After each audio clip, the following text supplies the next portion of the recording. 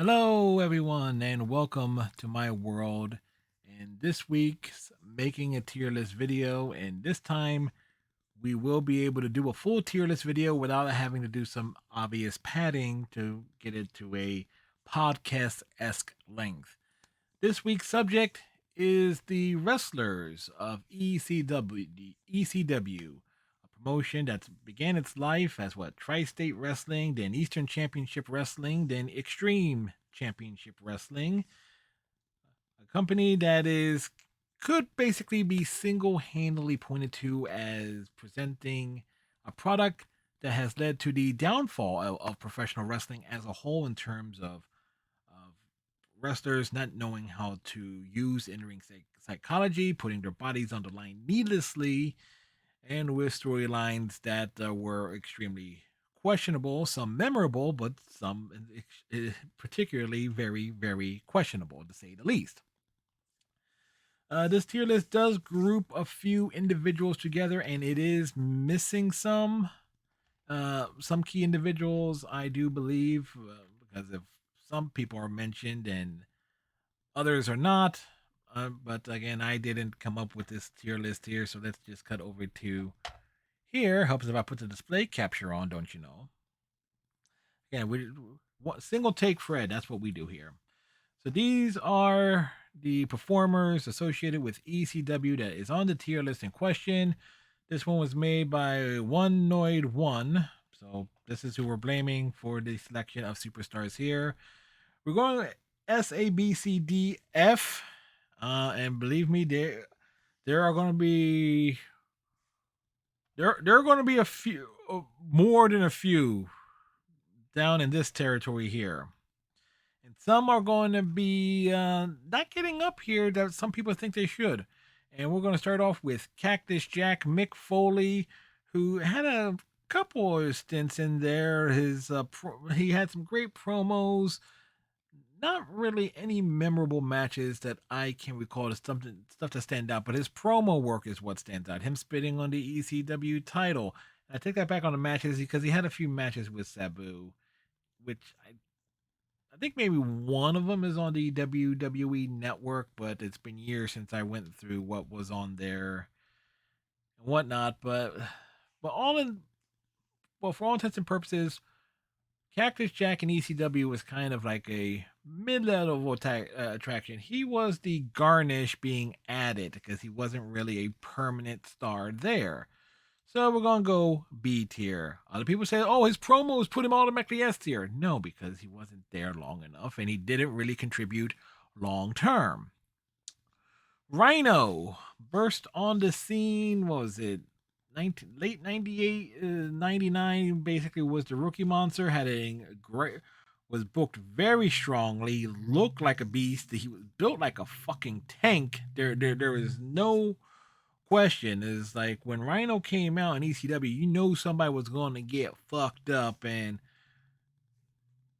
by and large, they were. I mean, he was very well protected, and unlike another uh powerfully built dude, you could actually believe that Rhino would rip your fucking head off and shit down your shit down your neck. There was no question about it.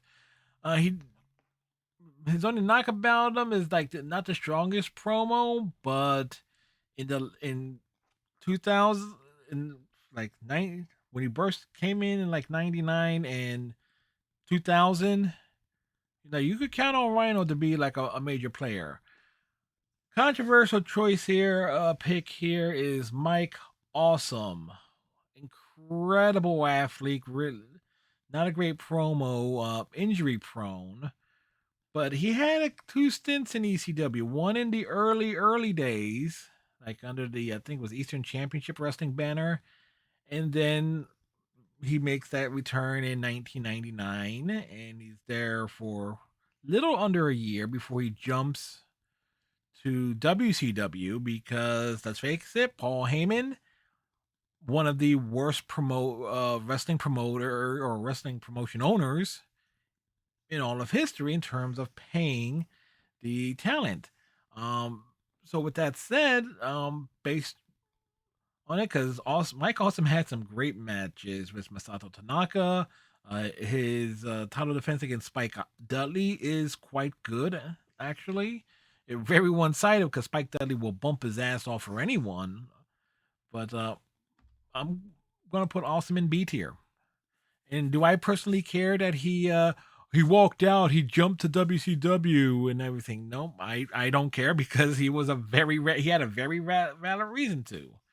Almost anybody who jumped from ECW to WCW or to WWE had valid reasons because they weren't getting paid. Simple as that.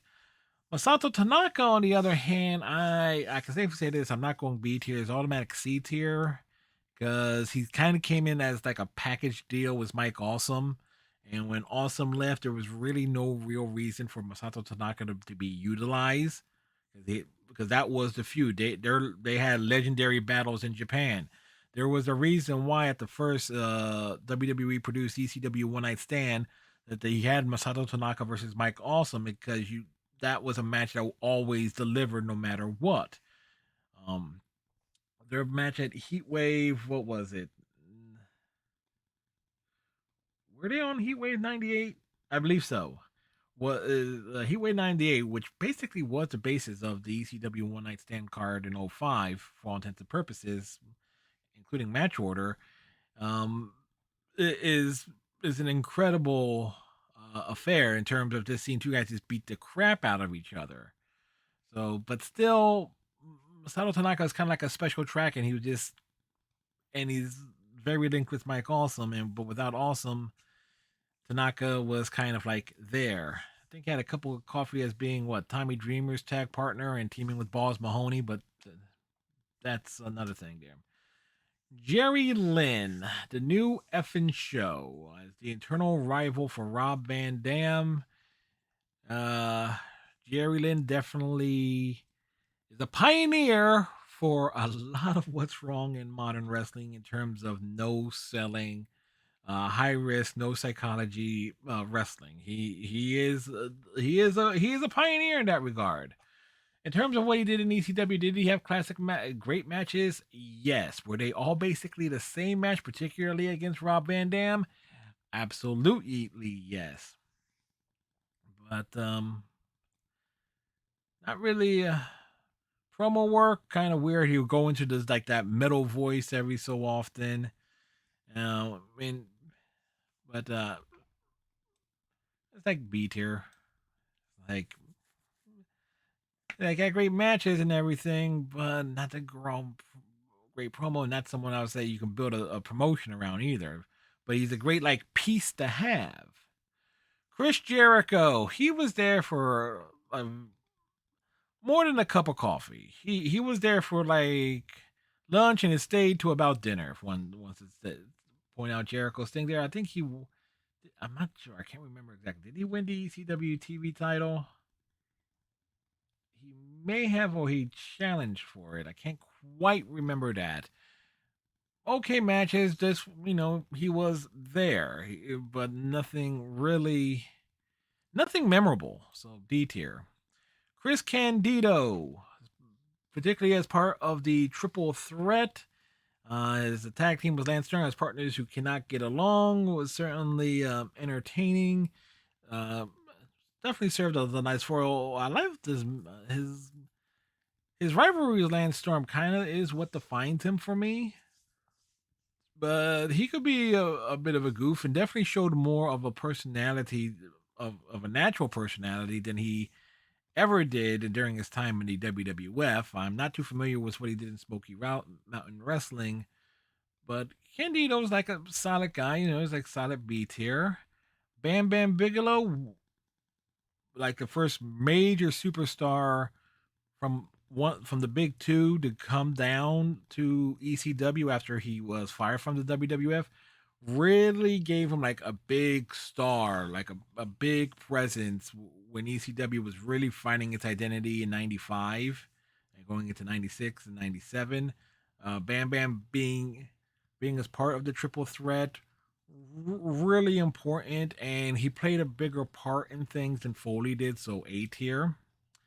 Lance Storm and Dawn Marie is in this picture as well. Lance Storm Well, what can you say about him? He was from Calgary, dramatic pause, Alberta, Canada, solid technical worker. Um, definitely very, very straight laced. As tag team partner of Chris Candido, his association with Just Incredible is a lot more memorable. But we're going B tier there with Lance. Just Incredible. The Ford Aldo Montoya, he had to overcome a horrible gimmick because of Vince McMahon. Well, he's Portuguese. He's the man of war. Having to wear a jock strap on his head. Well, it looked like a jock strap. Solid promo as the years went on. They definitely built the summer to when Mike Awesome jumped to WCW and they had to put the belt on someone. Okay, they have Tommy Dream. The Taz beats Awesome at a house show, so a WWF superstar beats a WCW superstar for the ECW championship. And then Taz drops it to Dreamer, and then Dreamer immediately drops it that same night to Just Incredible. And Just Incredible definitely helped carry and make things interesting as a heel champion, looking for respect. So he goes A tier. It's like they fed him Lance Storm right off the bat because Lance was his checks were bouncing, and Lance went to WCW and has the greatest run of his career as far as I'm concerned in WCW. Lance Just Incredible got over on Tommy Dreamer and what was it? Dropped it to Jerry Lynn, and then there was the double Jeopardy match. But Just Incredible was always in the hunt towards the very end.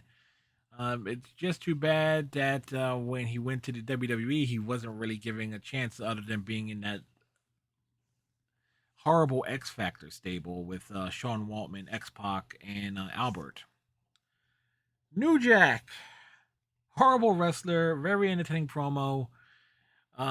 Certainly created a lot of moments in terms of just diving off of shit and but also caused ECW a lot of headaches and problems during the mass transit incident. Rather legendary. We all ECW fans will know what I'm referring to when I say that. But I'm going B tier because that's someone you would put in like the main event spot. He's like a special attraction in its own way. Yoshihiro Tajiri, part of came in as part of like the Japanese exchange. Was it 98? Because I remember him wearing like short trunks before he transitioned into his more look that he had would have for the majority of the career with the beard and the long pants. Tajiri, I remember seeing him like rather clean cut in ECW very briefly. Had some great matches with Super Crazy and Little Guido. Like a lot of international three-way dances. So it's like Italy versus Mexico versus Japan. Um, Someone else will occasionally be worked in there, but formed a very entertaining tag team with Mikey Whipwreck and with association with the Sinister Minister, Mr. Mr. James Mitchell or Reverend James Mitchell.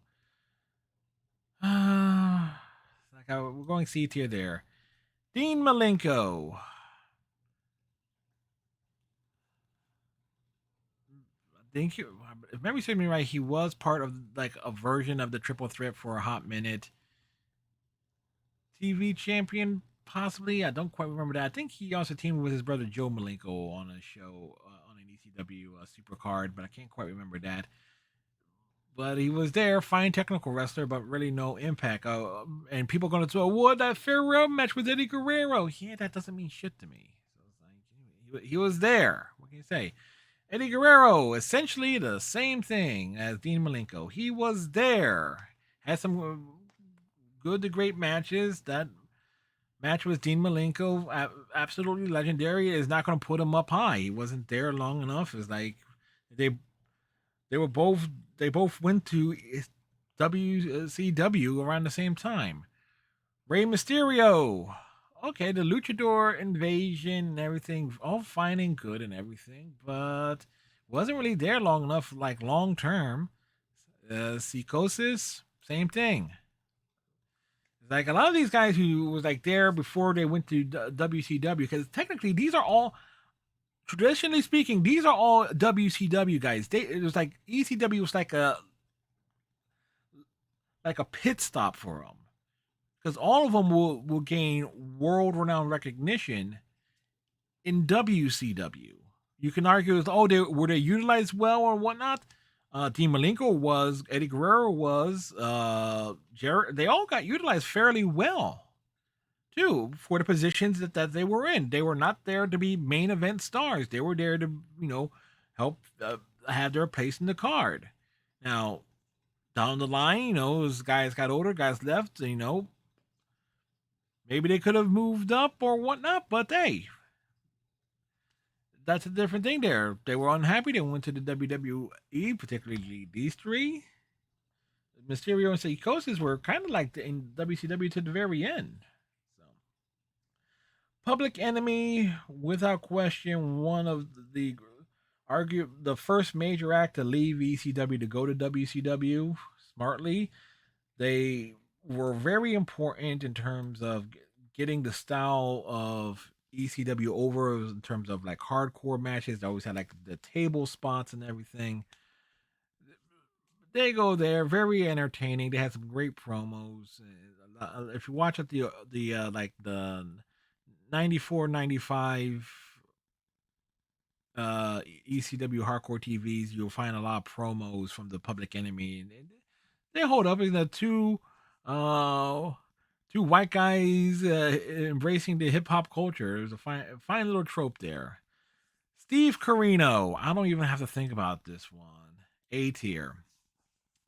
As someone who his entire gimmick for the first chunk of his time in ECW was being this anti-hardcore wrestler. He was a straight-laced wrestler, basically doing what Foley did with Cactus Jack during the more memorable stint of Foley's time. It's like being anti-hardcore, like having the most boring matches possible. Instead of doing a chair shot, he would grab a headlock.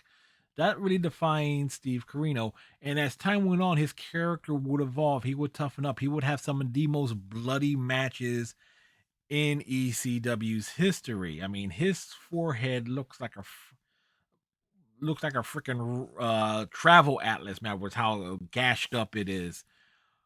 Um, when he became the ECW champion, it was a shock, but one could argue he had that steady build towards it. He was kind of like that tweener character. You could hate him, but you would root for him for the same time because he proved he had the balls to fight. So it was like Carino, definitely an A tier star, no question. Super crazy. No real promo skills really associated with Tajiri and and Little Guido in those matches.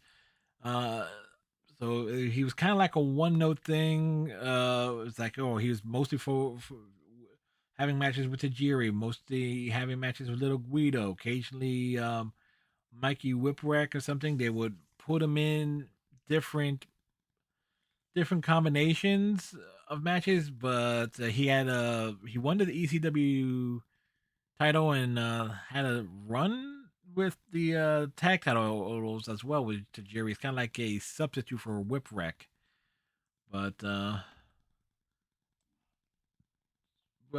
again, great matches and everything, and his association with Tajiri and everything, it was like kind of limited of what they really did with him.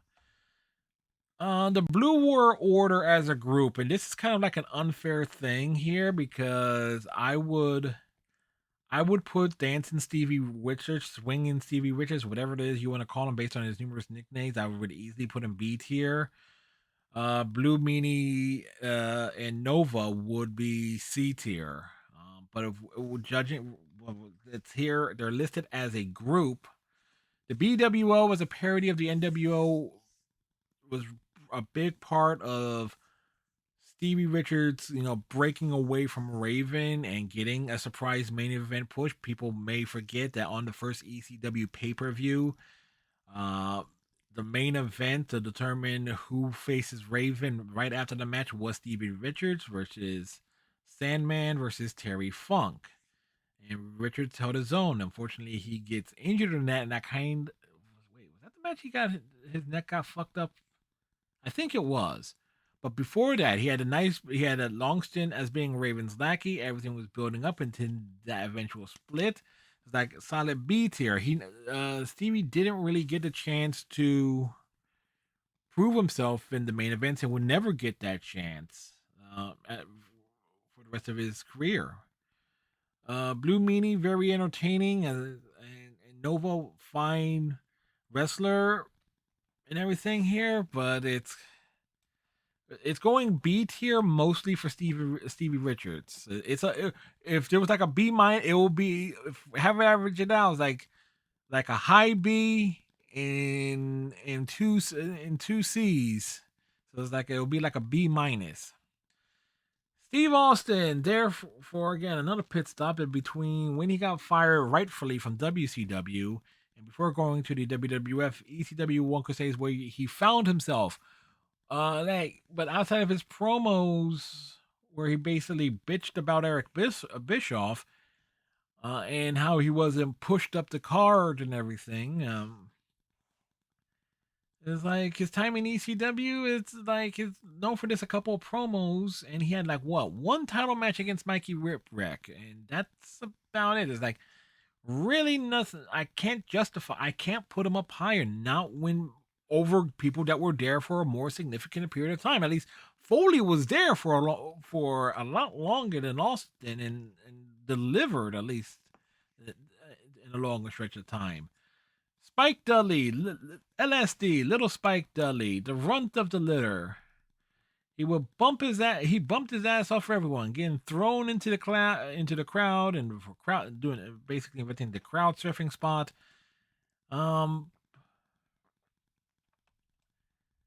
it's like he put his body on the line and then some. Didn't really didn't wasn't able to show what he could do as an actual character with personality until he went to the WWF. The Molly Holly storyline did wonders for him, and then he kind of got lost in the shuffle for years, and then that heel turn as being the boss of the Dudleys in like 2006 did a lot to show that he could be more than just the bouncing rubber ball. But again, for me, solid B tier. Balls Mahoney, Mr. Captain Caveman from Nutley, New Jersey, and yes, Nutley, New Jersey is an actual place. Uh, there for a long time in ECW, he had like known for taking a lot of chair shots at the head. Chair shot duels with Masato Tanaka, but C tier for me is like he had that good match with Rob Van Dam at that main event at a pay per view as like a replacement for what was it, Johnny Smith or someone that was supposed to face RVD but no showed, and Balls got that spot. But yeah, it's like he existed.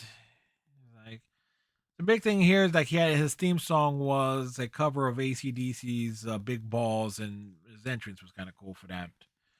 Al Snow, essentially the head character, was invented mostly in ECW and helped him really get himself reestablished for his 1998 run in the WWE, getting his own stable there.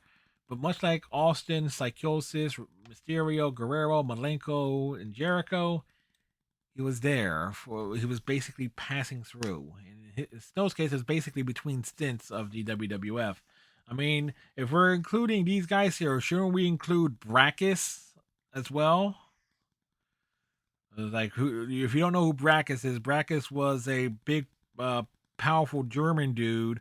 The WWF signed in the mid '90s and looked like because he looked like a star, but couldn't work worth a damn. And I don't think he he had like an appearance in the Brawl for All for in the WWF in '98, but and he had like maybe one match in ECW. So it's like, yeah.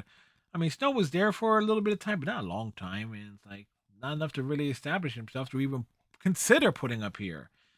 Like I know it was says like with all the praise I put on these guys, shouldn't I put them up here? But these guys, Tanaka and Balls were at least there for a long stretch for stretches and contributed to long to a large degree. These guys were all just like passing through.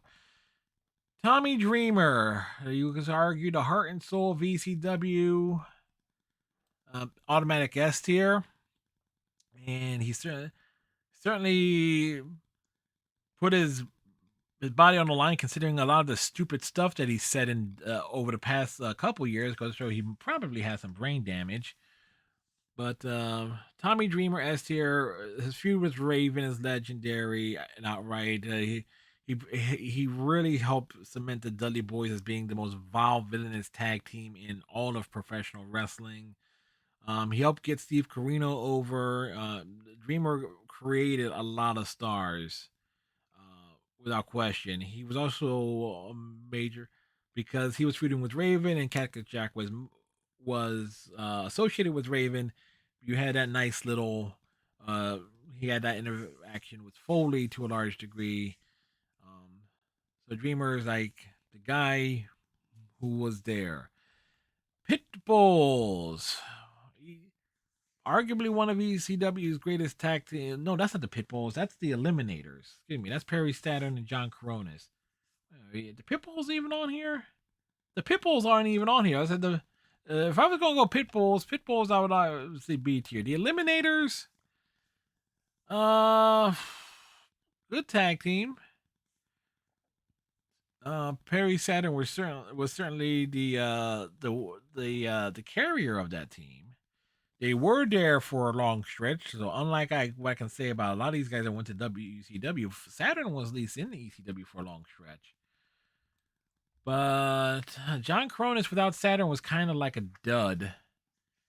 And I think he formed a tag team with New Jack, the Gangstonators, because Mustafa, the other half of the Gangsters, was gone as well. So it was like a C team. They were fine. I was like, if the Pitbulls were listed here, I'll put the Pitbulls in the B tier because uh, one of the more vicious tag teams, and I would say dare say the one clearly one of the greatest tag teams in ECW's history. One of the more Pitbull number. Which one broken had her neck broken accidentally by Shane Douglas? Was it one or two? Because then you had the visual of Shane Douglas grabbing the halo and shaking him, and that got so much heat. It was like yeah, B tier for the Pitbulls. Mikey Whipwreck started off as a jobber, got his ass kicked every single match. Never did an offensive move for a long stretch of time, and then slowly over time, as he was a Cactus Jack's unreluctant tag team partner, is like I'm gonna die. Like a fear, but like got the confidence. ECW Tag Team Champion, ECW Television Champion, ECW World Champion. Not the strongest promo. When he went to WCW, kind of got lost in the shuffle and injuries caught up with him. But he came back, reinvented himself as being the disciple of the Sinister Minister, and had that great tag team with Tajiri. A tier for Mikey Whipwreck. Little Guido Nunzio, the boss of the FBI, which also included the likes of Tracy Smothers and Sally Graziano. Uh, didn't really get much promo time, but he was there for a long stretch and he had great matches. It's like again, his association with the jury is super crazy, and in like 99 and 2000, you can put those like okay, it's a three-way dance with those three. They would tear the house down every single time. Prime time Brian Lee wasn't really there that long. Well, he gets to Has the scaffold match with Dreamer because he was like a associated with Raven, but yeah, D tier. It's like that's about it. All I can really say for him. Chris Chetty, um, had a nice tag team with Nova. Uh, like looked like could have been something, but they split them up. And then but Chetty had potential. It's a C tier. Kid Cash. Like so named because he had a passing resemblance to Kid Rock, and much like Kid Rock, Kid Cash is a complete dick. Uh, Solid high flyer, but that really took a toll on him towards the years after ECW. He definitely slowed down, became more ground focused. But he could fly. He could fly around the ring. But and he had the ECW television title for a hot minute. But C tier there. What is 911? Horrible wrestler, basically just there to end the segment and like and chokeslam people. He was over with the crowd, but that's essentially it. It's like he just runs out and chokeslam people. That's all. Louis Spicoli. I barely remember Spicoli. He's kind of like uh, what was it? A loose feud with Dreamer for a hot minute, and before jumping to WCW. Spicoli, I know, like he had a lot of potential. He was a guy that could move and do stuff in the ring. Just never had like a wrong place, wrong time, and everything. And the dude had a lot of problems. So it's like D tier. Scott Hall F tier. He was dying ECW, not even on TV. Did like a couple of house spot shows. It's like, really, what the hell? Sid Vicious between gets let go by the WWE like 98, shows up in ECW as a surprise. Uh, gets involved in matches with the Dudleys. Gets some involvement with the Impact players. Just incredible, Lance Storm. But that's about it. It's like it's a D tier. It was kind of like a passing through because he was in. He ended up being not even. He didn't even last all that long because he shows up in WCW in '99. So I don't. I'm struggling to remember if Sid did anything else. Sabu, without all the table spots, all like the reckless high flying, all the botches and everything. He's an icon of ECW, basically single handedly ushering the hardcore wrestling scene in with all the crazy stuff that he did. It's like, okay, yeah, it's an S tier there. Raven, that feud with Tommy Dreamer holds up to this day. There was some questionable things done during it, but also not to mention his feud with the Sandman was also just as good. Uh, but the character was played out by the time he left in '97. There was really nothing more to do. It was like everything that was really possible with the Raven character was done during his time in ECW. So it was like 2.5 years, give or take. Like, and all of his stuff, all of his promos holds up very well. The matches were like, okay, they were good for the most part, but it was more definitely the actual character. Like Raven was the straw that stirred the drink. The American Dream, Dusty Rhodes. Basically, he was there to get Steve Corino over. Like an old school wrestler versus a guy who called himself the king of old school. Uh, it is like that bull rope match with Corino basically made Corino into a main event star. As far it's simple as that. Dusty did his job. He came in, he got the dude over, and simple really. Juventud Guerrera. I don't even. I'm just gonna. I barely remember it. It's like I think he had a match with Mysterio or Psychosis, but I can't quite remember. It's like that's the struggle. Like it's definitely a cup of coffee there. We'll go D tier there because I guaranteed at least that would have been on television or either on hardcore TV or on a pay per view.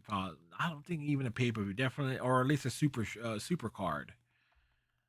But Danny Doring and Roadkill. These two as a tag team, they were very entertaining as a duo. Danny Doring was a solid promo. They had some solid work as a tag team. Roadkill didn't say much, but he was definitely a good counter. It's like being the big man of the team to Doring, small, more technical style approach. Definitely looks like an odd couple because Roadkill looking like an Amish resident. But solid. They, if ECW didn't close down due to the ineptitude of Paul Heyman, it would have been interesting to see how those two would have developed as a tag team. I really think they could have been great. Been great. C.W. Anderson, the unofficial. Well, he became a member of the fictional Anderson family down the line. With that includes Gene Oley and Arn Anderson. I feel like I'm forgetting one. And C.W.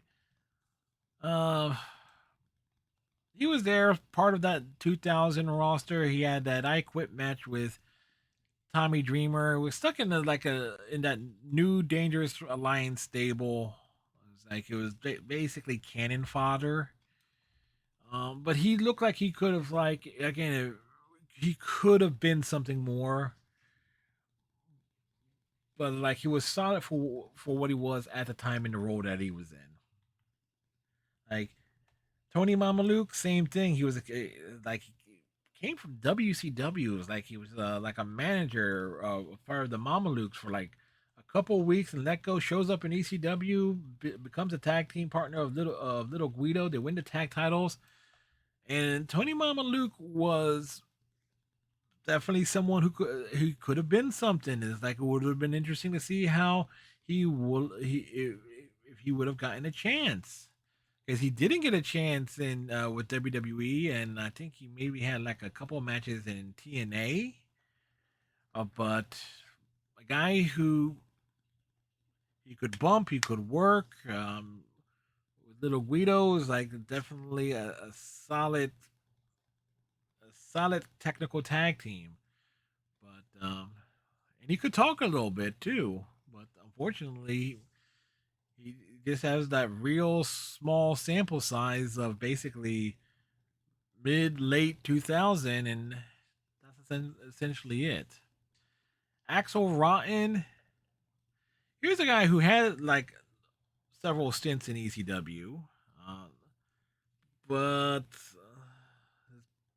tag team the Bad Breed was like they was not all that good. Axel Rotten as a wrestler, yeah, he was indeed rotten.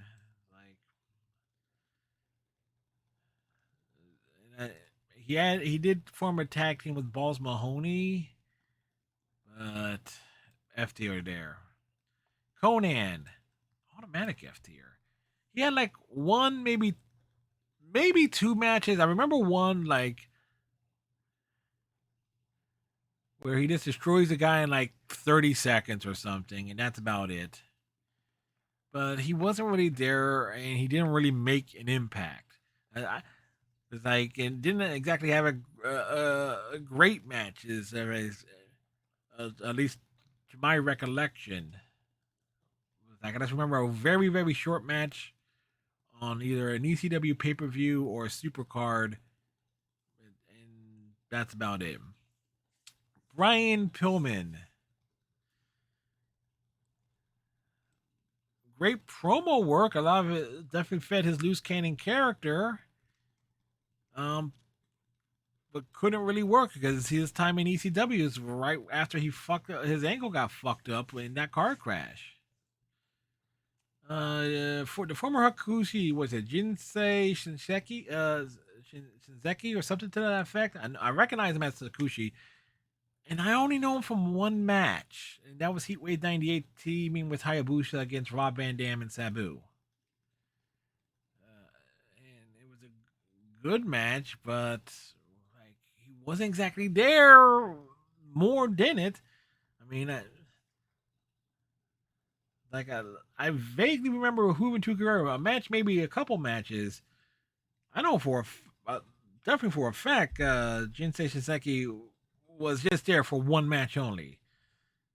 The Sandman, ECW icon, and most five-time ECW champion. Not the strongest promo, but the entrance was always epic.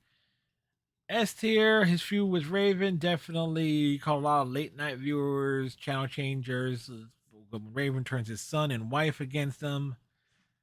Um, could he work? No. Could he cut a great promo? Hell no. But the entrance, the overall character, he's just like your you're just a beer drinking badass. It's like he was Steve Austin before Steve Austin. The Queen of Extreme, Francine, manager of the Pitbulls, a longtime manager as a valet for Shane Douglas. Became the valet manager of Tommy Dreamer and Just Incredible. It's like uh, automatic A tier. It's like Francine was definitely that femme fatale. She would follow the championship gold or or be associated with the a top act or top stars. Notice it says like Tommy Dreamer. Oh, she also like a Raven as well for a hot minute. So it's like just incredible, Raven, Tommy Dreamer, Shane Douglas. Like okay, guys are in that upper echelon. It's like and Francine was right there. Beulah McKillicuddy associated that her involvement with the feud with Raven and Tommy Dreamer speaks for herself. Her quote unquote neck was broken by the Dudley Boys, so she helped get them over. Um, again, A tier. That's not even a question. Dawn Marie came in as Lance Storm's answer to Chris Candido's significant other Tammy Lynch Stitch, and much like Lance Storm, she B tier. She was nice. Often be able to get the cat fight segment with Francine in some matches, whatever matches that the Impact players was in. Dawn Marie certainly played the dits very well. And turned out that she was a bit of a embezzler when she embezzled money from that wrestlers charity that she started that no other wrestlers actually benefited from. So there you go. But in terms of her ECW work, definitely B tier. Not in Francine or Beulah's league, because once Lance Storm left, Dawn Marie was kind of directionless for the remainder of the run. She was there as an on-screen character, but she really had no purpose after Lance Storm left. Hayabusa, same thing as Jinsei Shinseki. Is like it's F tier. He was there for one match. It was a good match, but that's it.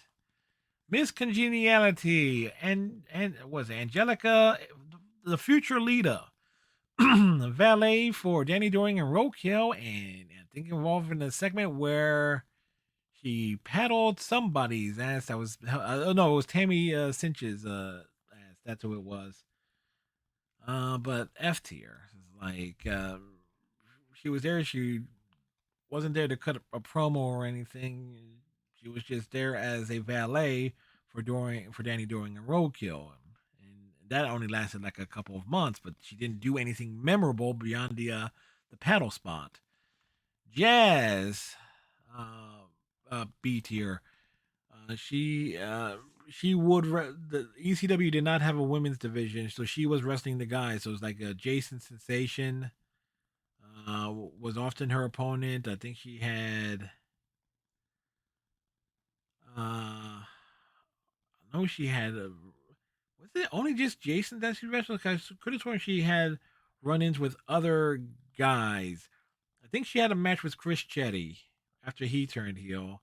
Oh, and Simon Diamond. That's another dude that's on this. Simon Diamond's down on this. Simon Diamond is an automatic B tier because of his great character work. And it's like, okay, so this is missing some obvious people. And also, it's like, okay, C.W. Anderson on here. What about his tag team partner, Wild Bill Wiles, who became Bilvis Wesley? It's like that. There's another guy that should be on here. Granted, that because that would have also been a C tier.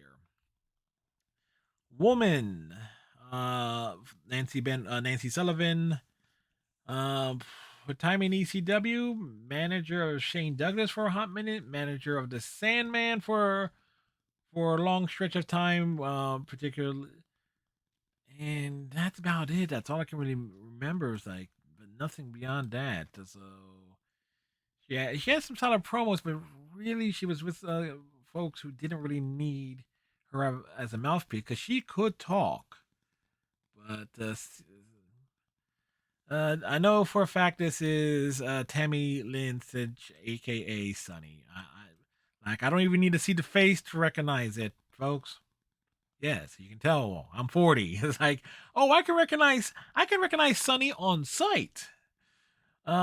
She had came in as was it 1998 after her problems with the WWF caught up. Her personal problems started catching up with her, and she was never quite as in. Didn't really hit the peaks of her character under the ECW umbrella, and probably was a detriment to Chris Candido as well. It's like her time. She had two stints in ECW. Neither one of them were particularly good. Kimona Wanalea, associated with the Raven feud with Tommy Dreamer, turned on Raven and had that the character affair with Beulah, and Dreamer has that great line. I'm hardcore. I'll take them both. Uh, and also she had that night when there was the ring broke and she danced above the ECW arena. And Paul Heyman milked the hell out of that and selling ECW Extreme. What was it? Extreme Warfare Volume 2. Uh, but but it's I'm saying all these things here, but it's the detail. She really wasn't like a character. She really didn't say much. She was like window dressing more than anything else. Electra, as part of the Dangerous Alliance, she was for a time a valet for Danny during Roadkill. Definitely a solid promo. She certainly had a bursty presence about her. Uh, but in her being put with the new Dangerous Alliance really didn't help her. But I would say C tier. Chastity, I believe that's who this is. Came in as Raven's valet, but it wasn't really there long, as far as I can remember. She also was associated with Just Incredible briefly too. But she would end up in WCW, but that didn't last long. And it's a D tier going off. Of, it was like nothing really stood out. Like I remember her roles to an extent, but yeah, nothing here. Remember what I said? A lot of folks are going to be end up down here. It, all right. Nicole Bass, automatic F tier. Like literally the freak show candidate. It's like, and hell, she's in good company. You know, it's like Scott Hall, Axel Rotten. In terms of this, based on extended body work, Axel Rotten is actually one justified one. This on a large body of work. Father James Mitchell, the Sinister Minister. Oh, B tier, great character. Great character. After he was let go from WCW, shows up in ECW as this satanic character. He would like either open shows or close shows with promos. It was the reintroduction of Mikey Whipwreck and helped him change up his character. It was like uh, just a great overall character, great promo. And it's like he had that great run in EC in TNA afterwards. So it's like you can tell he had it. Not sure as to why the WWF never really gave him a chance. Or WWE is like, it was like someone who could. Oh, I know why. Because Kevin Dunn, the executive like producer or production, hates managers. And it's like, okay, well, it's like if you have guys who can't talk, that have great, that look great and have the great matches, but they can't cut a promo, you put a manager with them instead of having them fumble and bumble, and it's like waste everybody's time. Taz. Oh boy. Remember all that nice stuff I said about Rhino? Looked like someone that you could rip your head off and everything. It's like Taz was had the benefit of editing and camera angles to make him look as good and as much of a killer as possible. Because when you get right down to it, none of Taz's matches were good. None of them. It was basically like suplex and dunking folks under her head. It's like he's a guy who's like 5'6", 5'7". He's my height roughly, and he was like, oh, they put him up against all these big guys who couldn't really work. They were just being there as cannon fodder. Like, yeah, they put he had the big matches against Bam Bam Bigelow, but you know what? Bam Bam Bigelow made Taz look like a child. Mike also made Taz look like a child. He was so short. It was like there is believability. It's like and sure built like a fire plug, but so was Rhino. It's like and no, it's like B tier.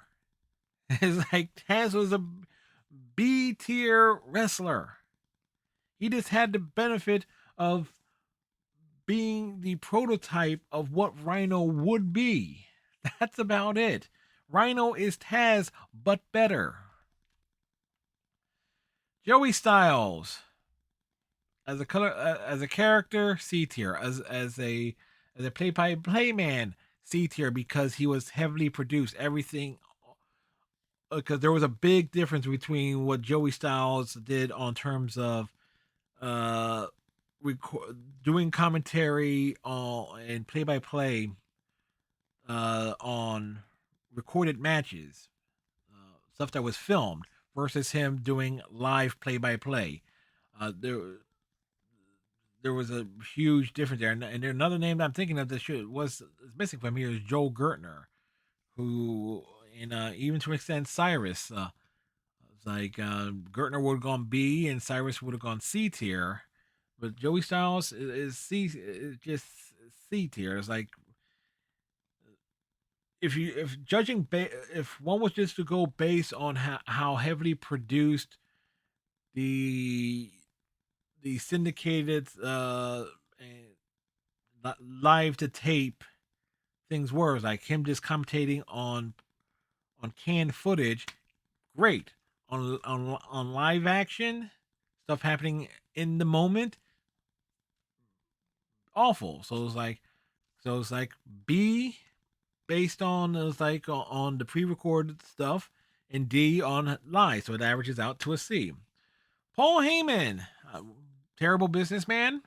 As a booker, I believe he is highly overrated, and his how much of ECW was him versus his ideas and so forth versus the creativity of everyone else.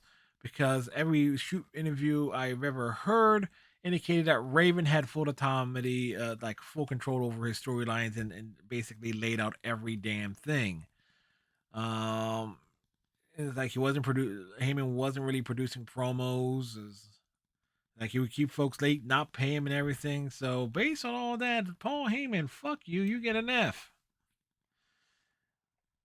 And speaking of guys of like Heyman didn't pay, Shane Douglas, the guy who the franchise, like he took the heat of having to throw down the ECW, the NWA heavyweight title, so that ECW can break away from the what was left of the NWA at the time, to going from Eastern Championship Wrestling to Extreme Championship Wrestling. Great promo, had some great matches. During his first stint with ECW, he goes to the WWF, comes back. He's a little bit slower pace, but he still has that great promo that carries him all the way straight through. Great talker. Um, he wasn't a chicken shit heel. He would back up what he said he would do. Sure, he would have the muscle of the triple threat: Bam Bam Bigelow, Chris Candido, but Shane Douglas is like, and it's like the pillars of ECW, like right here. Terry Funk. He made a lot of guys. He made Shane Douglas. He made Sabu. But Funk would like be in and out for various stretches. It's like sometimes brought in as a surprise. It really depends on how, if he felt like he was going to retire any given week. Rob Van Dam. This is gonna piss people off here. A tier.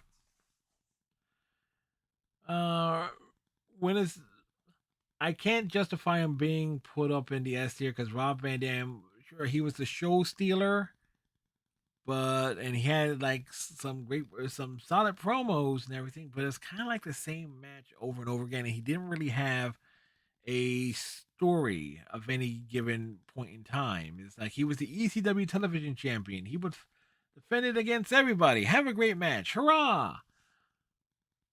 But he didn't really have like a feud. He had the rivalry with Sabu that kind of that was basically went nowhere. I think they had like a, a couple of matches, but it was just a matter of attention until they really blew up and really would go at it, but they never did. And when ECW landed on TNN, got that National Network getting that national cable exposure, RVD being presented as like the guy um, opposing the network was that would have given RVD that chance to show his character, give him a storyline, an actual story. Because the whole thing was to get the ECW television title off of him. The network didn't want him as champion because of his look and his lifestyle and everything. But he gets injured and that gets derailed. So it's kind of like there. So it's like he doesn't have that defining story or impact that puts him in that S tier. And last but not least, the Dudley Boys. S tier. Greatest tag team of all time. And when you factor in the entire Dudley clan, like the origin of Dudleys, and were eventually narrowed down to just Bubba and Devon, Bubba could cut some of the most vicious promos ever. Devon as well was a hell of a promo too. As a tag team, incredible. And they only they got better once they got away from having to do relying on hardcore matches, style matches, and brawls on every single for all their big matches. When they could when they were allowed to just have a standard tag team match, they were great. They proved that after the fact. There's a reason why they're the most decorated tag team in history, but it kind of like speaks for itself in many ways. So there you go. That was my ECW tier list, and there's some notable names missing from it. Simon Diamond probably is the biggest omission from it. Uh you have a couple representatives of the Dangerous Alliance, of the New Dangerous Alliance, which was a parody of Heyman's old stable from WCW. Um, there were some other guys there. A wrestler named Chili Willie looks like he could have been something. The Baldies were an interesting little stable for a time. Mustafa, who was New Jack's partner, wasn't on here. I was like, oh, because you had him there, you have to judge the gangsters as a package, right? I understand why Mustafa's not here, but that's neither here nor there. Ian Rotten, the other half of the Bad Breed, I would have been an automatic F tier without a doubt. Who else was there? Anyone else that felt like they were missing? No. In terms of a lot of ECW, like you're going like 95, 6, 7, 8, 99 into 2000, 2001. This represents a good chunk of it. Like a lot of the major players to various degrees, including folks that were just there for just passing through. So on that note, if I buried your favorite wrestler for one of my own reasons who were in ECW, feel free to leave your comments in the comment section below. So till next time, tighten your friendship bracelet, stay safe, have a great one, and we'll see you in the next video. Bye.